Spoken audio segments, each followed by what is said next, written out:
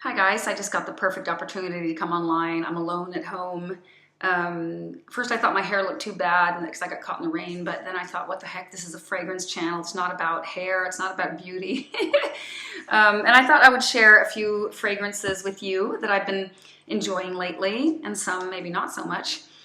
Today I was going on a date, and I put this on kind of way before I left because well, it was just, I went to the gym and I came home and I was kind of showering, and then I just kind of, I don't know why I picked this out, but this is Moschino by Moschino. It's a bottle from 1987, so it's vintage, but the current formula is also really good, although it's a lighter wear, I would say.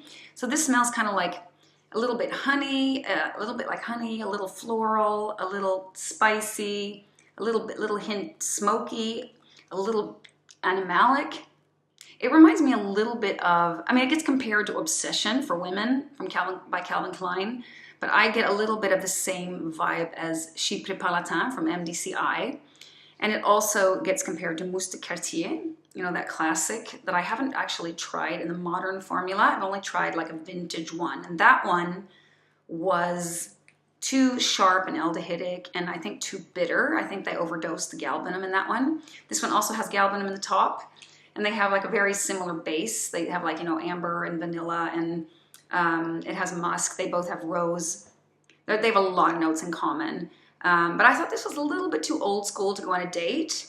We went to this little art gallery, and I decided that it needed to be topped up with something. And so I added some Chanel number 5 L'eau. You know, it means water. So it's a much lighter, it's a flanker, it's much lighter than Chanel number 5 itself. Even lighter than this one that I also have, Eau Premiere. I have a bottle of this that I've really been enjoying. Highly recommend these Chanels. I really think they're so nice. They're not like super, they're just so wearable. They're like, I can always wear these. I could consider a bottle of L'eau. I don't think I want to pay full price though. I didn't pay full price for this, but this combination, Chanel number 5 L'eau with this, I kept getting wafts of myself. Like, I just thought I smelled amazing myself today. No one gave me a compliment, but I just knew it. You know, guys, when you feel like it's like just the perfect combination. And speaking of layering, this is how I often layer. Like, I put something on and then I feel like it's not quite right for the occasion. This is a little bit old, and it's not old in the way like it's too old ladyish. I don't think it's not old in that way, but it's not like a 2023 type release. It has more like old school. It has an old school carnation. I think there's some oak moss. The galbanum is quite heavy. Like, it's a heavy fragrance, just like Obsession. You know, it was heavy. Like, I like that kind of fragrance, but it was daytime, and I just thought it was a little bit too old vibe-ish. So it needed the L'eau, and together, perfect. And I do this a lot, like with layering and mixing, also with makeup. Like, if I can't find the right, I don't wear like a big thick foundation. I usually I make like I guess you could call it a tinted moisturizer. I mix different products. I might, put a little powder from Bare Minerals, and then I'll put, some day cream, and then I'll put like a little bit of glow, something bronzer, and then I'll get that perfect hue, and then I wear that. But I mix them in a little jar, maybe something that I've emptied anyway. And now I did the same with just yesterday. I had like a lipstick and I'd like used it all up, but there's still a lot left you can kind of dig out. So I dug it all out and I put it in this little container. And then I added, because I have such a hard time finding the right shade of lipstick. So I either think it goes, too yellow or too like bluish, pink. And I want that perfect, kind of depending what I'm wearing, but I'm usually I'm bringing out like 3-4 different tubes and it's really stupid. I can't find one lipstick that works, but I decided to just try. I have like 5 or 6 different lipsticks in here. Like, I just shaved off a little bit of each and I mixed it all together, and I'm really happy with the results, actually. I don't like a real thick, dark. If I put on like a red lipstick, it looks really dark on my against my fair skin.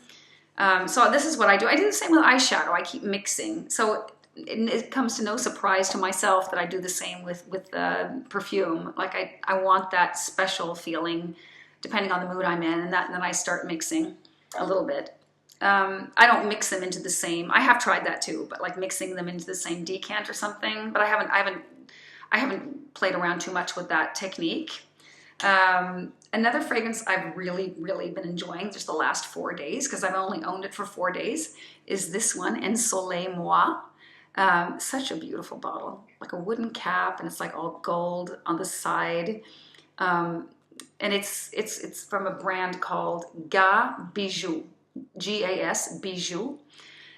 It's French, and they only have 4 fragrances, and it's that beach fragrance that I've been looking for, and I'm so happy to have this, and especially because it was a swap. I had no idea. It was like a blind swap for me. It was created by Mathilde Laurent, who has been with Guerlain for many years, and now she's the in-house perfumer at Cartier, and she's been with them since 2005. She started her as an internship at Guerlain, like when she started her career, and then she stayed on with them, I think, for like 11 years. And then she went to Cartier, and she's been there ever since. And she's made like several of their classic fragrances, like La Panthère, for example. And she's made like all those ouds, like Oud and Santal, Oud and Oud, I think one is called, really expensive fragrances. I know one of you guys that watches my channel said that I really need to try them, and I have. I'm not like super impressed still with them. I think that they're kind of lacking something, and especially in relationship to the price point. I think that they're overpriced.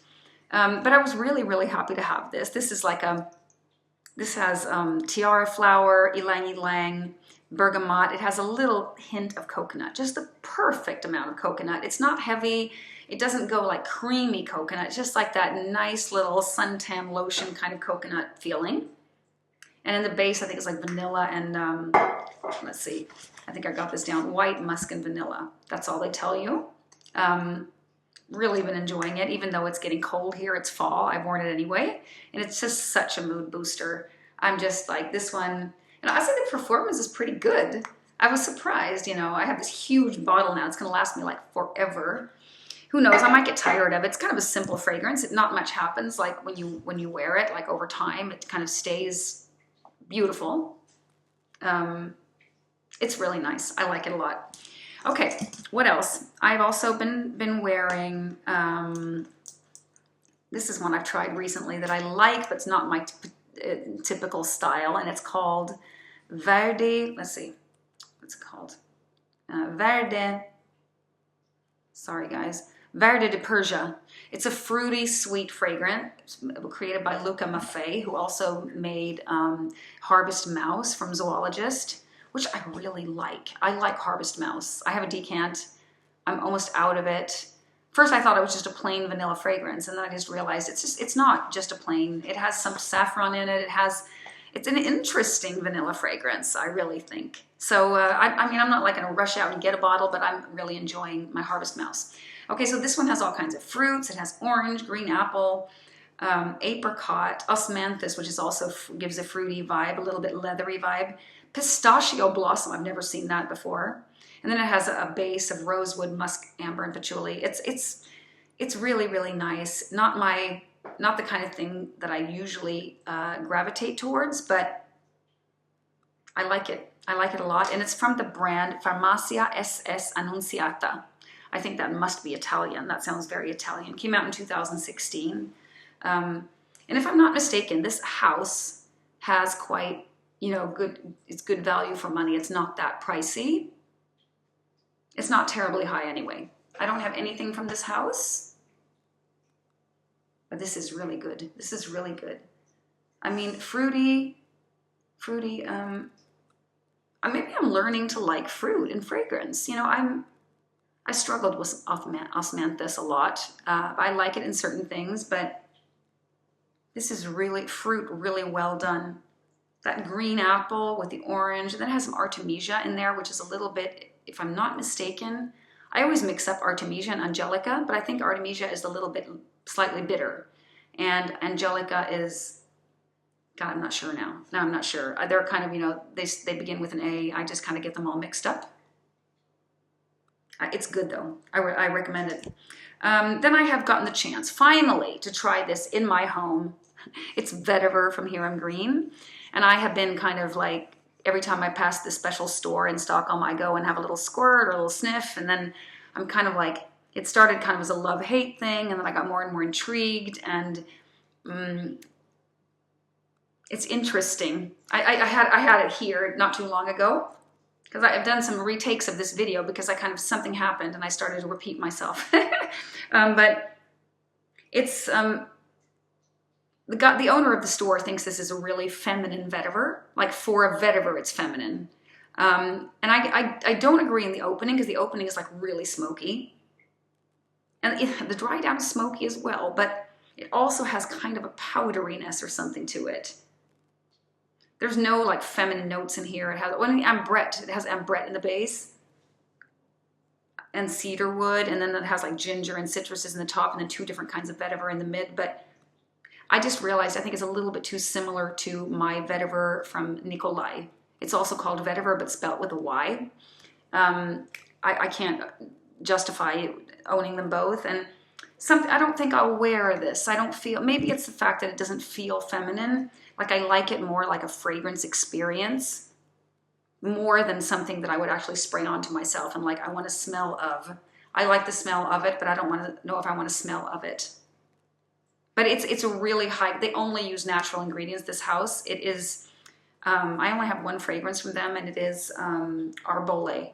It's a really, really nice powdery tonka bean patchouli fragrance. That was what opened up my world to patchouli, is this green juice Arbolé from Hiram Green. It's so darn good. Highly, highly recommend. Okay, I want to talk about 1 more fragrance before I'm done for today. Oh, I tried 31 Rue Cambon from Chanel. This one smells to me like a too ladyish for me. Nothing exciting in there either. I'm just going to remind myself what it was. It's just, it's kind of like Coco Mademoiselle, or I don't know, it's just really boring to me. It's not bad. I mean, I agree with Ramsey. Chanel does not make bad fragrances. They don't make, like, nothing there is like bad. Then a few things can be a little boring maybe, like the Chance collection I think is really boring. I would never buy this, never. It is just, nope. Too ladyish. It smells like an older lady to me. A good smelling older lady. I am an older lady myself, but I don't want to smell of one. Okay, so, and then I have Italian leather that I've kind of been working my way through. I have a couple samples since my trip last summer, and it's just really, it's really interesting in the opening, but I'm not going to be buying a bottle, and not of Iris Malikhan either, from Maison Crivelli. They're quite similar, except that one doesn't have the tomato leaf vibe, but it has that same powdery irisy feeling. I mean, I like this. It's really good, but a little bit annoying somehow. Did I say Italian leather? But it's quite unusual with tomato leaf in fragrance. I think this one and let's see, was it Rouge Assassin that also had tomato leaf, or was it Gardez Moi? One of those 2 from Givoy also has tomato leaf. I can't remember which one now. I mean, this is good. This is good. But I don't know. I guess it's just too unusual. Like, it's too, unusual fragrances. I'd never go through a whole bottle of something that's too odd. I think that's the reason why I like this so much. Chanel No. 5 Eau Premiere. It's just such a perfect grab. Like, I can wear this anywhere, anytime, and it always feels so beautiful. I mean, I love this. It's not worth the full retail price, but I didn't pay that either. So I'm going to look out for a bottle of also the Chanel No. 5 Low, because I think that's also another interesting. I have tried them side by side before, Eau Premiere and Low, and this is better. This is better. But that one is a little bit, I think it's slightly woodier, and this is a little bit sweeter. And I find that perfect for layering. I could definitely consider a bottle of that. Oh, and then I think I maybe told you of Irish Torrefié already from Guerlain, which is really, really nice, but it doesn't have the projection that I really want to justify buying a full bottle to that price. They're just so expensive. I just can't do it. It's too much money. I think those were the ones that I wanted to share with you today. I also tried Created de Russie from Chanel and found that I could hardly smell it. And I've discussed it in my Swedish fragrance community, and they say that it must be stress because it's not a weak fragrance. It does remind me a little of this, and it also reminds me of Chanel number 19 Poudre. It's like you can really, really tell the DNA, even though that's like a leathery fragrance. It also is like this powdery Chanel feeling. So I need to go back to that and try it again. Oh, one more fragrance I'm going to mention because I saw it in my notes here is L'Eau Froide from Serge Lutens. It is really a nice fragrance, and this is not it's a little marine. I'll tell you that it's created by Christopher Sheldrake, I think, who's made most of Serge Lutens fragrances. Seawater, sometimes seawater can be like really bad in fragrance, but this one, it really works. Seawater, mint, olibanum, is incense basically, and then it also says incense, so maybe two different kinds of incense then. Pepper, musk, vetiver, and ginger. But it is so fresh and so beautiful, and it really is like refreshing, like l'eau froide means cold water, I guess.